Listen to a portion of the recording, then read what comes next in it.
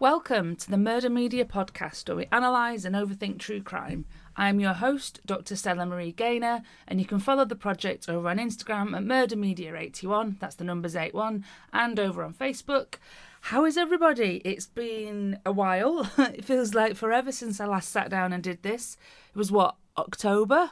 Was it 2025 when Shelley and I sat and did the bonus episode on the Monster Ed Gein series, which, again, still standing by that series. I loved it. I'm okay. What have I been doing? Last weekend, like literally days ago, I was at the Download Festival. I went for the full weekend this time, and it was an absolute scorcher, which is a marked difference to the last time I went, which was a complete mud bath. This year, it was ferociously hot. No, not ferociously hot. It was like... it's probably like 22 degrees. But, when it's just a big open field and there's no shade. So it was a lot. It was brilliant, but some of those gigs in the blazing sunshine felt like endurance tests rather than gigs. Ice Nine Kills, in fact, on the Sunday, I was crisp by the end of that one. But it was worth it. It was ace. It was fantastic. I had a really good time. But anyway, all of this is irrelevant. I'm a lecturer, so, I work on the academic year schedule. So our academic year is done. The second semester is over, signed off. Students have got results. It's nearly graduation. Well done, everyone. You're a bunch of legends as usual. So now I've got the summer to do research and to do book stuff. And with book stuff comes podcast stuff. So here we are. So before we crack on with the main bit of today's episode, I'll catch you up on where I am with the actual book, because the podcast links to the book and the book links to the podcast. The point of this book is to look at a selection of true crime cases as they appear across different media. So I'm looking at the Unabomber, Gypsy Rose, the Yorkshire Ripper, Ed Gein, Jeffrey Dahmer, or J-Dog, Bullshit Bundy, John Wayne Gacy, and the Green River Killer. I'm looking at these cases as they are told in different media forms. So, for example, the Unabomber case, I've got it in chapter 1, the documentary chapter, and then again in the drama chapter, and then again in the podcast chapter. As another example, I've got Ed Gein in the drama chapter, and then Gein appears again in the film chapter, and Gein is also in the YouTube and the comics chapter. That's a lot of Ed Gein, isn't it? But I couldn't leave out the monster series. It's too good to write about. So as you can see then, hopefully that's how the book pans out, with cases coming back in different chapters in different media forms, which all seems fine and good and seems like a good idea, right? Wrong. I mean, it is a good idea and it's what I'm doing, but it's a bastard to write. All books or any kind of writing gets drafted and redrafted and edited and kind of messed with. That's just the writing process. That's fine. I did that with the last book or any journals or chapters that I've done. But this way, because the cases return throughout the book and across the chapters, I need to draft all the chapters so that I can do the analysis and make all the points. But to draft all the chapters before I can make much bigger, broader, overarching analytical points, and before I can make the threads that pull between them. So, for example, I've got the Unabomber in chapter 1 in documentary, and then again it comes back in chapter 2, the drama chapter. But at this point, I've not quite finished the podcast chapter yet, so the analysis that moves between the Unabomber as documentary, drama and podcast can't quite be revealed until I've written that chapter on podcast. Hope this makes sense. So I'm jumping back between chapters. I don't really know what future me is going to say about the Unabomber in podcast form until I get there, so I can't make those sort of forward-looking points back in the documentary chapter until I write about the Unabomber in the podcast chapter. So as I leave a chapter and move on to the next, it feels like it's in a much more unfinished state than I would usually leave a chapter before I move on. So I think that's why it's feeling quite odd and disjointed at the moment, and it's feeling unlike a writing process that I've done before. But I guess it's good to challenge yourself and all that. So I'm hoping that as I really crack on with it over the next 5 months before teaching starts again in September, that this sort of disjointed, unfinished feeling across the chapters will kind of right itself and the book will feel a little bit more cohesive. Like last year, I've also got my big grand 12-month plan this time. Last year it was an 8-month plan. This year it's a 12-month plan on the wall, which gives me a visual on what the coming months will look like and how it's been organised for my writing schedule. I've left months and months to do all the revamping and reassessing and the moving back between chapters once all the chapter drafts are in place. So the plan on the wall, let's have a look. The plan on the wall says that all my chapter drafts will be in place by November, and then I've got until July 2027 to do all that moving around inside the book, moving backwards and forwards, pulling all those threads through. So it will be fine. It will get done, but I can't do the major threading of ideas until all those draft chapters are done. So chapters drafted so far is the introduction. I wrote that.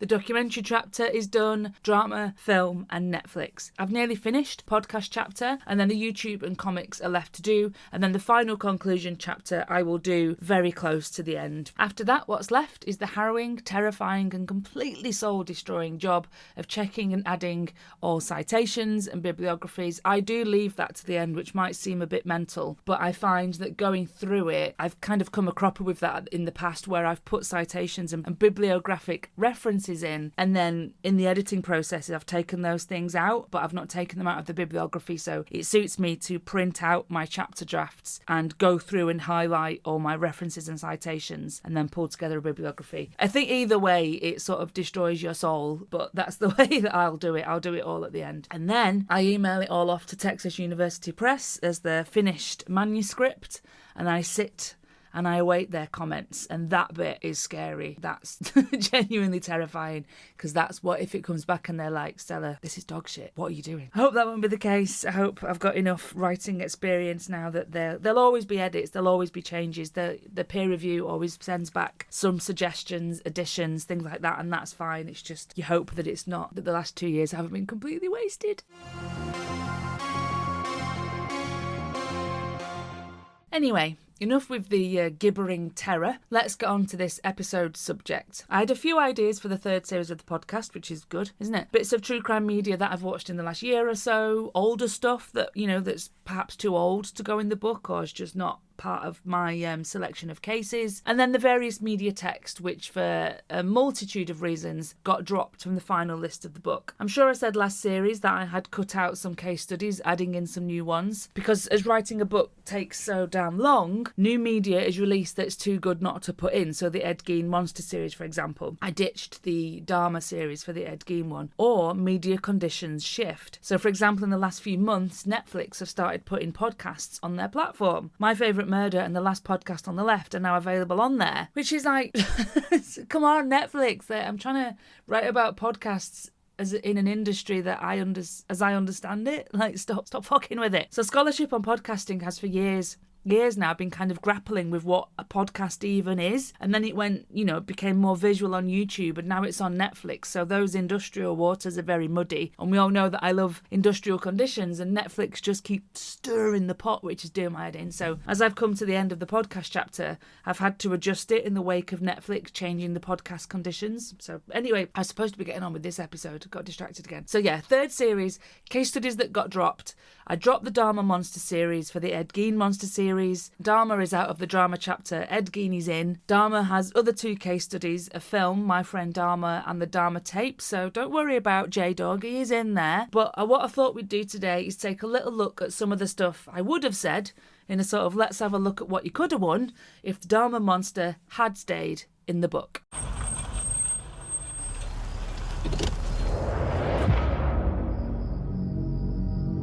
You been drinking tonight?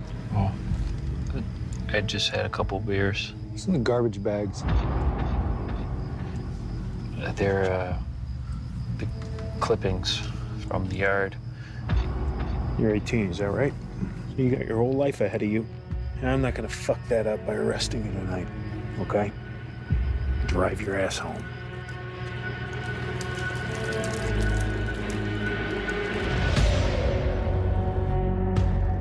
Hello, this is Glenda Cleveland. Can you send an officer to the Oxford Apartments? Somebody is either being hurt or killed. What do you want me to do, Miss Cleveland? Your job. Can I listen to your heartbeat? I want to hear your heart.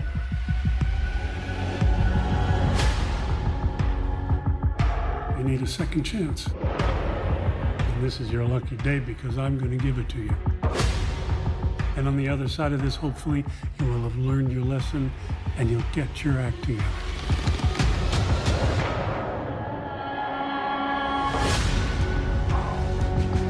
This man tried to kill me. You're saying there's nothing you can do about that? Yes. I called you for months. For months. Somebody is being killed. It's like our people don't count. No matter what we do, they never listen. So you're saying that one of the victims had actually managed to escape, and two of your officers escorted him back to Dahmer's. Wait. You're just gonna let him take this baby back inside? Ma'am, let us do our job. This is out of control! Look at me! Look at me, motherfucker!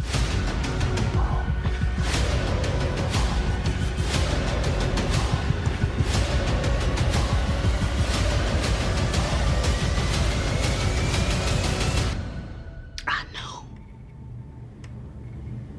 But nobody heard me.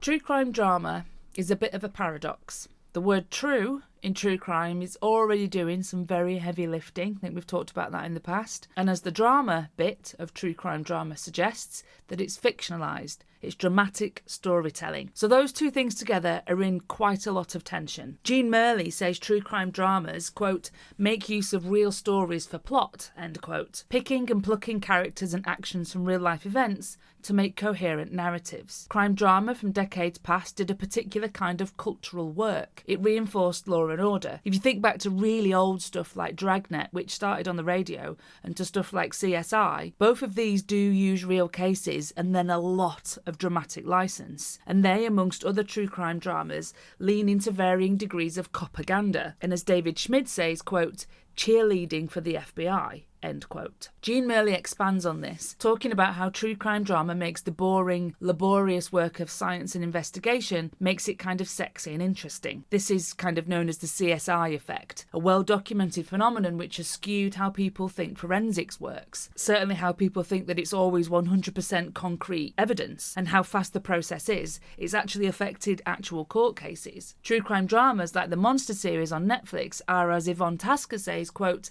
engaged in an ongoing process of generic renewal, end quote. As murder media explores, as cases move across media, as they are told and retold, the stories are adapted to and fit and conform to pre-existing structures of either the podcast, the comic, the documentary, or for this episode, the structures of pre-existing television genres. So that's what Tasker means by this process of generic renewal. True crime dramas engage with pre-existing television structures of the melodrama, the procedural, and in this case the Monster Dahmer Story, serialised horror. So what's a key point for the Dahmer Monster series is this adaptive mode of fitting into pre-existing television structures as it creates a simulacra of the real people and events. As these events and people are told and retold and repositioned into drama, into the procedural, into melodrama, and even into serialised horror, into this televisual world, these characters become increasingly removed from reality. As they become copies of a copy of a copy,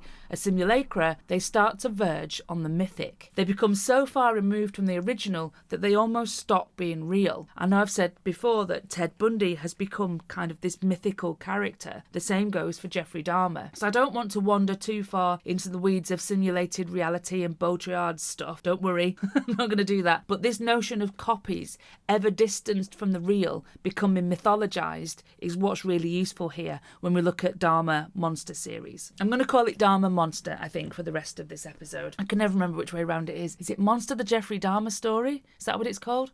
But let's call it Dahmer Monster. So before I get to Dahmer Monster in detail, I think it's useful to place the series in the wider TV developments. TV drama has broadly got more violent, more gory, and more concerned with, as I wrote about in my first book, check it out, showcasing technical excellence. True crime drama has, says Baresi, also placed more emphasis on the, quote, dead and decaying body of the murder victim as both spectacle and clue, end quote. This, when we think about the true crime story being adapted to drama and fitting those pre-existing established TV structures, this blurs the line between genre, borrowing visual elements from horror, action and thriller texts. Another crucial development for TV over the last, 25 years, I'd say, is that the quality label for TV, quality TV drama. Even though the label got thrown around a lot and means less and less as the years went by, these types of quality drama, I'm doing kind of air quotes with my fingers here, these types of quality drama were mainly always about morally bankrupt, complicated characters, the anti-hero type, like as found in dramas like The Sopranos, Breaking Bad, Hannibal, and Dexter. The longer we spent with these characters,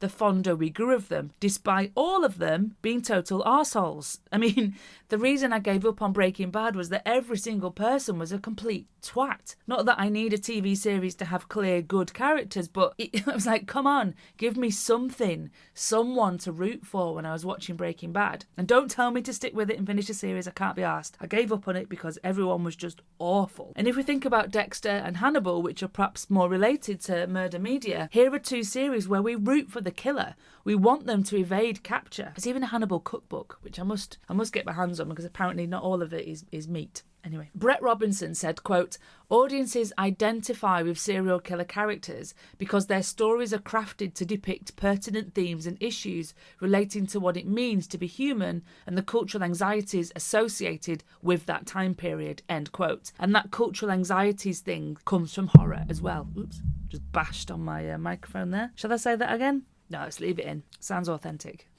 So Murder Media is also showing that true crime dramas and films as well present the origin story of the killer, and in some cases present these real killers and their origins as sympathetic. So, finally, Monster, the Jeffrey Dahmer story, or Dahmer Monster as we're going to call it, it landed on Netflix in 2022. What year is it now? 2026? God, it's 4 years old. How is it 4 years old? Anyway, it has 10 nearly hour-long episodes, so I can't and won't go into all of it because we'll be here all week and I'm going to need some breakfast at some point. It's quite early in the morning when I'm recording this. So I'm going to go through it and pick out the bits that I found interesting or that speak to the frameworks that we've already discussed over the last two series of this podcast.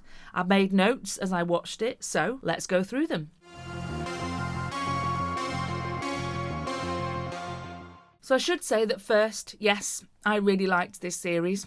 I really loved the Geen one, as you know. See mine and Shelley's review of it. I didn't really like the Menendez one as much because, and this is really horrible to say, and I'm sorry, there wasn't enough in the Menendez case for such a big multi-part series. I felt the Menendez Monster series was really, really stretched. So fortunately, no, that's not the right word. Fortunately, you know what I mean. The Dahmer case has lots going on. Decades of stuff, events, action, plot points, character beats, and moments that are easily adapted and transferred into a long-form dramatisation. All of Dahmer Monster, and the other two Monster series, to be fair, Menendez and Geen, all of the social commentary that Ryan Murphy, or did I say that already? Monster is a Ryan Murphy vehicle. He sort of writes, directs, showruns, produces lots of aspects of it. All of the social commentary that he does, or tries to do, it's all very on the nose. The subtext in Ryan Murphy's work is just text. It's just right there at the top. And that's fine. You know, it's a drama about Dahmer. It's not meant to be cerebral or highbrow. And, you know, it's not meant to do that. And it's not meant to be, or even able to, or even intending to be a straight fact-telling text. It's a drama. It's a TV show. If you want facts, then, you know, crack a book. And yes, there are debates to be had on the ethics of creating such dramas, but I'm not here to debate that. There's plenty of excellent scholarship on the ethics of true crime. There are other scholars that do that so much better than me. But the commentary, or the social commentary that Ryan Murphy makes in Dahmer Monster is, well, it's not groundbreaking. We all know the reasons why Dahmer got away for it for as long as he did. It is there and it's very obvious and it's right there on the surface. There's no digging needed. And I think that's okay because it's a drama. That's what this drama's built to do. It's a media text that's on Netflix. It has to appeal to a multiple subscriber base.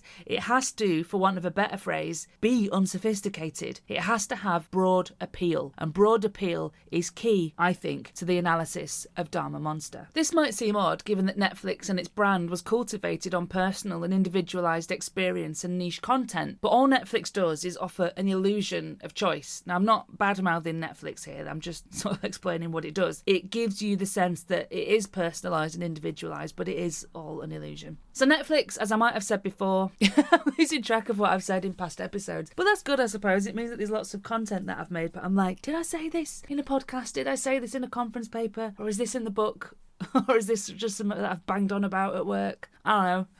But anyway, Netflix, it's not a library of content. It's not a catalogue of content as you might have seen it described as. It's more like a newsstand. It offers you things, it pushes things towards you, and it rides on trends, and it needs to appeal across the board. It does this through micro-genres and the changing of the thumbnail art for programmes depending on whose account you're looking on the homepage from. So for an example that's not true crime, I noticed that the thumbnail for Cloverfield looks different on my Netflix homepage than it does on my husband's Netflix homepage. On my Netflix homepage, Cloverfield looks like a horror movie. On Owen's homepage, it looks like a science fiction movie. It's the same thing, but it's trying to appeal to two different subscriber pools. Does that make sense? Yes, Stella, I can hear you answering me. So Dahmer Monster also has to have this broad appeal. It cannot be too niche. It has to be on trend. It has to make money. Netflix paid over $300 million for Murphy to have a 5-year deal on the platform, and they need to make that cash back with profits. And profit comes from selling as much as you can. So Dahmer Monster then is crass, grotesque, has broad appeal, it's on trend, it's full of pop culture,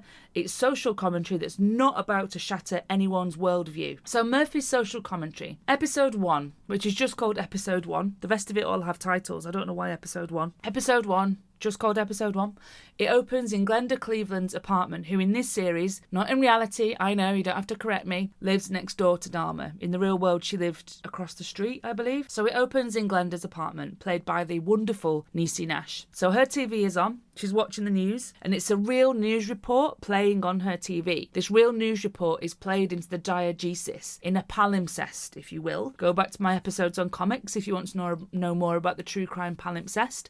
And the report is about police violence on people of colour. So the sound mix in this opening point of the episode pushes the report back, while the sound coming from the vent between the apartments is brought up. There might be a technical term for it, but I don't know what it is. So the sound, of course, is power tools coming from Jeffrey Dahmer's next door apartment. And then we cut to Dahmer next door. The reveal is that the sound that we can hear is an electric knife. It looks like one of those carving knives that people used to use in the 80s for carving meat. I don't know. Again, I don't eat meat. I don't know. From any animal. I don't eat human or animal. Gross. It's early morning, I'm sorry. So the blade, this whirring blade that we can hear through Glenda's apartment, is dripping with blood. So far, so horror. And then we're with Jeff at the club, Club 219, and he picks up Tracy Edwards. And as we know, Tracy, thank God, escapes. But before he does, we go back to Jeff's apartment. So this sequence shows us what Jeff Dahmer himself only ever told us in his confessions and his tapes and, you know, chatting to the police and chatting, on the famous Stone Phillips interview. It shows us that he crushed pills into the drink, into Tracy Edwards' drink. Jeff Dahmer maintained that he always drugged them first, and Monster shows him do this multiple times. In the apartment, still in this opening Episode 1, Tracy tries to leave. Jeff wigs out, for want of a better term, and they sit down and watch a film, The Exorcist 3. In the real world, when Jeffrey Dahmer said that he loved The Exorcist 3, he said he loved that film, and apparently, back in the day when this all happened, you couldn't get a copy of it for love nor money, as everyone was trying to watch it over and over again and trying to figure out what was it about this film that spoke to Jeffrey Dahmer. Is The Exorcist so powerful that it could move Dahmer to murder? So there's kind of a nice link there between the actual world of true crime and the horror genre, because, you know, the first Exorcist film caused such a palaver that when, with the third one, Jeffrey Dahmer saying that he loved it so much, everyone was like, ooh, The Exorcist. Anyway, but, you know, no, Dahmer's taste in horror film is as shit as his hobbies, because The Exorcist 3 is not a good film. I mean, it's not bad. It's not as good as the first one, obviously, and it's certainly not as bad as The Exorcist 2. Bloody hell. But Jeff, come on. It's 1992, mate. You could be watching so many other better horror films. So Dahmer's story, like lots of them, doesn't need further embellishment. Tracy Edwards, again in the real world, did the talk show circuit after Dahmer's arrest and trial, and as he did tend to embellish the story a little bit. And yes, what the lad went through was horrific, and thank God, or Satan or Santa or whoever you want to pray to, Tracy Edwards got away. But he did embellish, and he did say that Jeff was in a kind of trance and was rocking and chanting, and Tracy Edwards started to sort of make the story sound more and more occult, which it wasn't, I don't think. It was just sordid and sad and gross and all those things. So anyway, back to Murphy's monster, Dahmer Monster. He doesn't embellish the scene with the occult. Tense moments of Jeff and Tracy, as Jeff, shit-faced as ever, you know, throwing back those what beers was he drinking? I can't remember. Schlitz, was it? Schlitz, is that how I'm saying it right? Jeff's drunk, he's threatening Tracy, and he writhes around, and they have a bit of a wrestle and a bit of a scrap. And Tracy's trying to sort of appeal to Jeffrey in this scene and poses for pictures before, thankfully, finally making his escape. So Tracy gets out, gets to some cops. They go back to Jeff's place. Cops go in. It stinks. And they look around for the handcuffs key. One cop opens a bedroom drawer, and there are the famous Polaroids. So Jeffrey Dahmer, clever as ever, took Polaroid pictures of the bodies in his apartment. Bodies in mad positions, bodies with bits missing, of like heads and limbs missing. Unbelievably horrific. Now, obviously, Jeffrey Dahmer wasn't right in their head as he was doing this, but like, don't take pictures.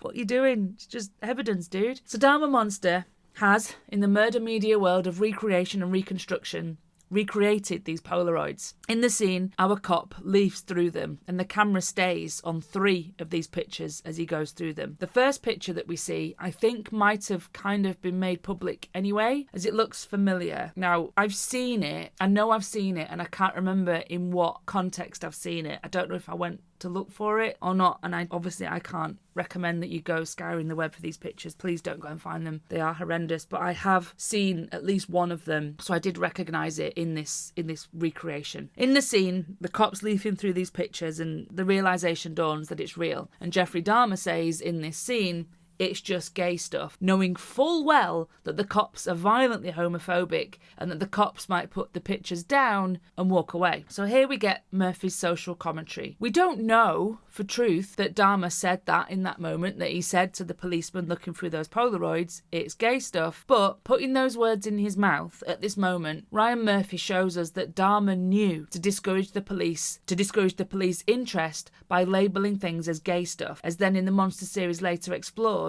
by killing, for the most part, young men of colour. Well, the cops wouldn't follow it up. They didn't give a shit because it was young men of colour that were disappearing and it was gay men that were disappearing. So as I said, it's all pretty on the nose. We know this. It's not groundbreaking to know that the reason why Jeff got away with it for so long was because of homophobia and racism in the police. But it's there, and it's there in the early episodes. It's right there, right up front. Murphy's construction of the outside police brutality on people of colour as seen on Glenda's TV, and then the violence enacted on men of colour, gay men of colour, inside Dahmer's apartment, gives a 360 view of the socio-political context of these crimes. Episode 2, Please Don't Go, it's called, deals with Jeff's childhood. We go right back to 1966, back to cover Dahmer's origin story. We're here to understand, to generate some kind of sympathy, I feel. Jeff's home life was pretty shit. Fighting parents, didn't have any school friends, it all sounds crap. But, you know, lots of people have crappy childhoods and they don't end up with a barrel full of acid in their apartment with bones in it, do they? So the episode 2, Please Don't Go, shows Jeff killing tadpoles. Now this, being cruel to animals, is part of the McDonald triad, the now long since and widely discredited way of identifying future serial killers in children. Does a child wet the bed? Do they set fire to stuff? Are they mean to animals? Bosh, future serial killer on our hands. This is, of course, bullshit. Now, a serial killer might have done 1, 2, 3, or none of these things and still gone on to do what they did. A kid might do all of these things and turn out fine. But remember, it's Netflix, it's pop culture, it's broad appeal. Here is a crass dramatisation of a horrific set of crimes. We're not plumbing the depths of human existence here, so showing a young Jeff being cruel to animals ticks that pop culture serial killer bingo card. It has broad appeal. Oh, he was cruel to animals, we all know that that means future serial killer. So anyone can see this scene and be like, ah, yes, he was cruel to animals, I knew it. And it gives the viewer that little pleasurable zing of being in the know. But we know fuck all about it, right? We don't know why Dahmer did what he did. He didn't know why he did what he did. It's just all really sad. Episode 3 is called Doing a Dahmer. Now the title of this episode is again for those in the know. As far as murder media goes, all these serial killer texts are in dialogue with each other. That's kind of my big main overarching point here, that they all create this big serial killer universe. Doing a Dahmer as a phrase comes from some kids at Jeff's high school. Jeff used to act out, it wasn't cool. He was doing impressions of someone he knew who had cerebral palsy. He threw himself about and yelled in the school corridors. Some kids thought this was funny, and for a while they were kind of mates, I guess. They kind of adopted Jeffrey in his final year of high school as their kind of mascot, and this bunch of lads called Jeff's antics doing a Dahmer.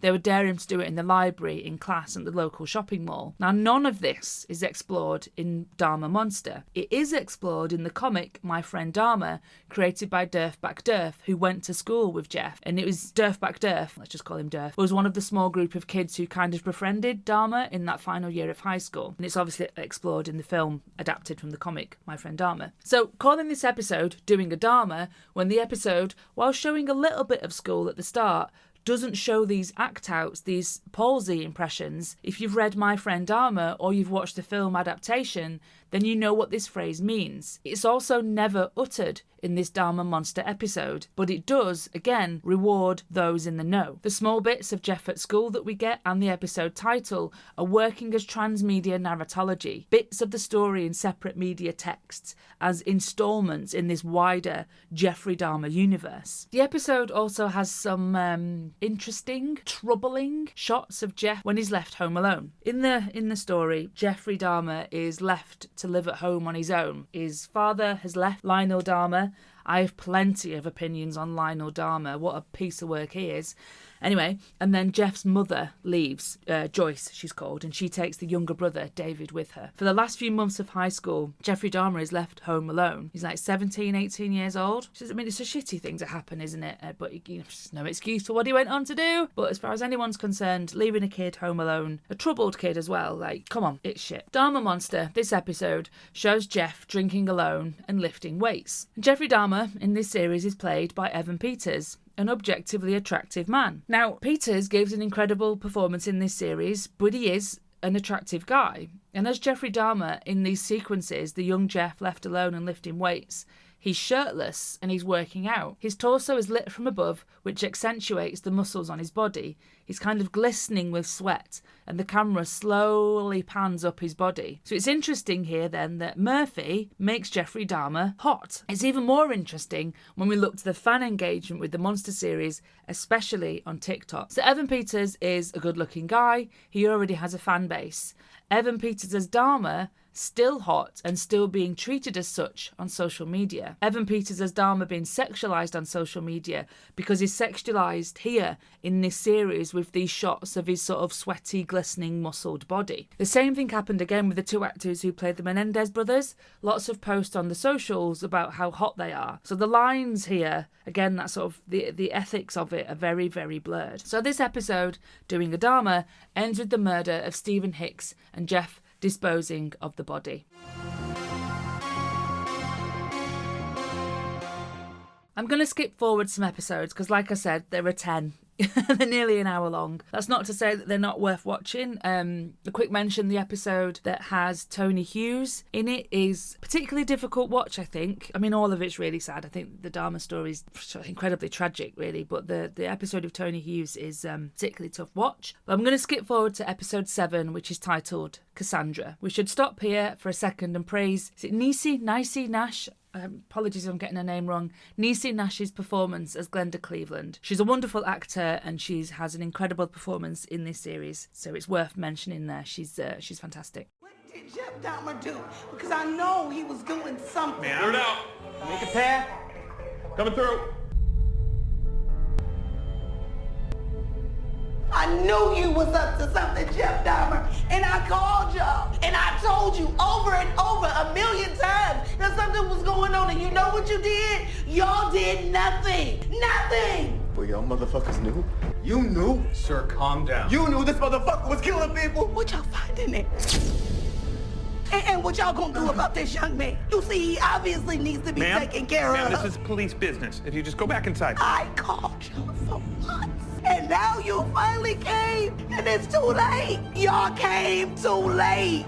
Ma'am, you have to leave the premises. We're asking all residents to evacuate for our investigation and their safety. Where exactly am I supposed to go? The entire building's a crime scene. There's toxic chemicals in here that could be a hazard.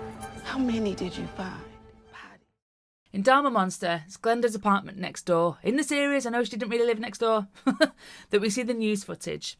So it's by the time we get to episode 7, it's all come out. Shit's gone down. Dahmer's been arrested. And it's interesting to me that Glenda's apartment is the location for lots of blending of reality. So lots of the use of actuality footage from the newsreels on Glenda's TV and the construction of Glenda's character here in Monster. She is Glenda Cleveland, and she did make those calls to the cops, and she did find Conorak outside and check on him and was fobbed off by the police many times. But she's kind of a composite character here in Dahmer Monster as well. She's a composite of herself, of Glenda Cleveland, and of various neighbours in the Oxford apartments who several times complained to the landlords and the police about the smell. Lots of neighbours who run into Jeff in the corridors, they all kind of get compressed into Glenda's character, who for the purposes of narrative storytelling takes on all of those roles and all of those story and character beats. So with that news footage, the real and constructed, being shown on the television in her apartment, Glenda Cleveland and her apartment sees reality and fiction occupy the same space. And this is also, as Murphy does all the damn time, bending history to his creative will to make it make sense in his story world, in his sort of horror, screen horror universe. Okay, episode 8, titled Lionel. Real world Lionel Dahmer, not the best. I feel that he, and I'm not the only person to feel this, I feel that he essentially monetized his son's crimes. So I don't have much sympathy for him, really. But Dahmer Monster series Lionel, version of Lionel, does seem to elicit some sympathy. And again, I think it's down to the performance of Richard Jenkins, who plays Lionel Dahmer. Again, a wonderful performance. The Monster series does show him shrugging off any attempt from a young Jeff for help. And it does show him shrugging off sort of attempts from Jeff to get his father to love him some more. And the Monster series does also show Lionel making crank calls to the families of the victims, and they try to sort of sue him or claim money back from him selling any of Jeff's stuff or the money from Lionel's book. So all of that is there. It does show Lionel as this very complex character. It shows his failings of a father. It shows his attempts to parent Jeff by sending him to the army. And it shows Lionel's kind of rage against the families of the victims, which I'm not actually sure if that's true. If Lionel Dahmer did make calls to Conorak's father, which if he did, it's fucking appalling. For Ryan Murphy's social commentary, the social commentary starts up on the quote unquote the culture, the true crime culture. So Ryan Murphy does tend to do this odd sort of mirror thing, like his content is holding up a mirror to the content that he is critiquing, but the content that it's also part of. So I'm not really quite sure what he's trying to do. The same is done with the Geen series, with Geen says to the camera, "It's you that can't look away."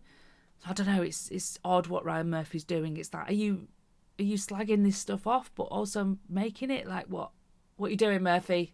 Let me know. But in Dahmer Monster, Lionel tries to blame a comic that Jeff read when he was young, which featured Ed Gein. Lionel throws this little strop about the culture, which ultimately in this series goes nowhere, like nothing happens after this sequence, but it does seem odd to have it in here. This series is supposed to be unpacking Jeffrey Dahmer and all the contexts and the debates about nature and nurture that brought him to this point of eating people, and Murphy throws in a tirade about comics with a murderer in them. It just kind of feels off when that sequence with Lionel Dahmer, having this little fit about it, it goes nowhere. But what actually feels uncomfortable and what actually made me reflect on the true crime culture was the victim impact statements towards the end of episode 8. It's a harrowing montage of recreations of those statements, a montage of really heavy grief and anger. And the sequence has this rising sort of really sad score running through it. And in this montage of victim impact statements in the court, Rita Isbell walks in. And this is where the score stops. So this is where it's really interesting to kind of deconstruct these scenes, like to pull them apart. What are you looking at? What can you hear? What can you see? So as Rita Isbell walks in, this sad score stops. She shouts at Jeff, just as she did in reality. This short sequence sees the actor, Deshaun Barnes, recreate Rita's statement word for word, and even movement for movement. It's spot on. Like, if you've seen the footage and this bit without score, it just has her last words to Jeff echoing there's an echo put on her last words, and it's this kind of echoing rage through the years against what Jeff Dahmer did to these young men. And again, it's this Ryan Murphy signature style of having reality and fiction occupy the same space. Episode 9, Bogeyman. I didn't write much about this in my notes.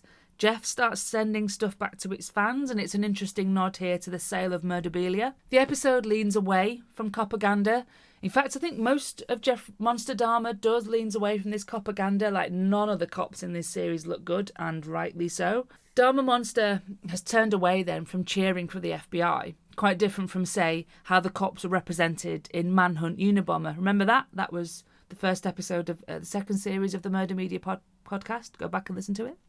Instead here, there's a nice set of juxtaposed scenes of a devastated mother cutting her murdered son out of pictures. We get Glenda getting her Citizen Award, and then the police officers who let Conorak, the young 14-year-old boy, go back into the apartment with Jeff, getting, are you ready for it, Officer of the Year awards. The mind boggles. So this monster series, if it does anything well, I think, is to show this absolute insult to the families and the victims, and to everyone, really. It shows that insult very well. Episode 10 is called God of Forgiveness, God of Vengeance. Here we have in the continued construction of Ryan Murphy's serial killer world. Back in episode 8, titled Lionel, they do detail Ed Gein a bit, with some shots of Gein's house, Gein in prison, but only a little bit. At the start of this last episode of Dahmer, we open in Chicago, 1977. A van pulls up, says PDM Construction on the side. A middle-aged man invites a young man into this very weird-looking house. It's John Wayne Gacy. There are clown pictures on the walls, and from the point of view of this young lad, Gacy drugs him, does the rope trick, beats him, and murders him. So, in Murphy embellishing this little snippet of the Gacy case, or this murder of this young man in this little scene anyway, it's embellished much more than it needs to be. Murphy has Gacy dressed as Pogo the Clown while he murders this poor boy. Gacy never killed while he was dressed as Pogo the Clown, but to fit the pre-existing structures of TV horror and to fit this Gacy with Murphy's grotesque horror world, like as in American Horror Story, it's better if Gacy kills these young men whilst dressed as a damn clown. I think my favourite sequence of the whole Dahmer Monster series is here in episode 10. Gacy gets executed whilst Dahmer gets baptised during a total solar eclipse. Now I checked, this is all true. This all happened on the same day. That's creepy as hell, right? The score on this sequence is brilliant too. I've mentioned the score already, but the whole score for Dahmer Monster is by Nick Cave, so that explains why the score throughout is haunting and beautiful and brilliant. There's not much analysis really here, it's just that I really love that sequence. I thought it was wonderfully unsettling. So then Jeff gets murdered in prison. Did the cops let it happen? Yeah, probably. And the Lionel is a twat again about not letting Jeff's brain be studied. And then in time-honoured fashion, for a piece of true crime drama, the victims appear one by one on the screen. And that's Dahmer Monster. It's a true crime drama. It's using the case for plot points and character beats. I had to defer to the real world a few times to make sense of it, but it's a drama, it's fiction, it uses horror, and it uses elements of a family melodrama when we're back, say, in his childhood, and when Lionel tries and fails sort of to help him, with sort of elements of melodrama going on there. It uses the quality TV, I'm doing the air quotes again, quality TV drama to use these morally bankrupt characters that we kind of side with a little bit. So it does get us to side with Jeff, kind of. Certainly gets us to appreciate Evan Peters with no shirt on. And above all, it spells out the social commentary, the conclusions that the Dahmer case brought to light that we already know. Dahmer knew where to hunt. The police made so many errors. People were repeatedly not heard. If you've not seen it yet, I do recommend it. But like Shelley and I said with the Gein one, it's entertainment, and that's all. Right, that was a long one. And as like last series, I'm recording these as and when. I've got summer stuff to do. I've got holidays to go on. I've got a book to write. I've got next year to plan. So I won't say when the next episode will be or what it will be about, but there will be one at some point. Follow the Murder Media Project on Instagram at murdermedia81, that's the number 81, and on Facebook, and I'll be back with more stuff soon. Goodbye.